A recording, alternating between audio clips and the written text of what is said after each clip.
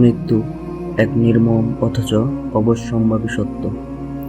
এই পৃথিবীতে আমরা যতই ব্যস্ত থাকি, মৃত্যু একদিন আমাদের দরজায় কড়া নাড়বেই, আর তখন আর কিছুই সাথে নেওয়ার সুযোগ থাকবে না।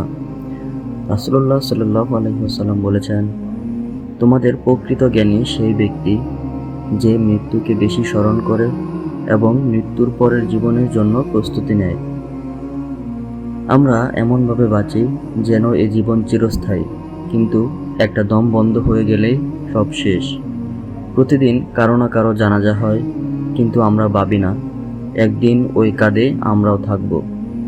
এক হাদিসে নবীজি সাল্লাল্লাহু আলাইহি ওয়াসাল্লাম বলেছেন, প্রতিদিন কবর ডাকে, হে আদম সন্তান, তুমি আমার জন্য সময় করো। আমি নিঃসন্দেহে এক অন্ধকার, একাকিত্ব এবং পোকায় ভরা গর্ত। তাহলে প্রশ্ন হলো, আমরা কি প্রস্তুত? পৃথিবীর জন্য আমরা ঘর বানাই, আয় করি, সংগ্রাম করি, কিন্তু সে চিরস্থায়ী ঘর কবরের জন্য আমরা কি করছি? আল্লাহ বলেন কুরআনে, প্রত্যেক প্রাণীকেই মৃত্যুর স্বাদ গ্রহণ করতে হবে। তাই এখনই সময় নিজেকে প্রশ্ন করার, আমার আমল কেমন, আমি কি রেখে যাচ্ছি। দুনিয়ার যাত্রা ক্ষণস্থায়ী, তবে আখিরাত চিরস্থায়ী। আজ যদি মৃত্যু আসে, আমি কি প্রস্তুত?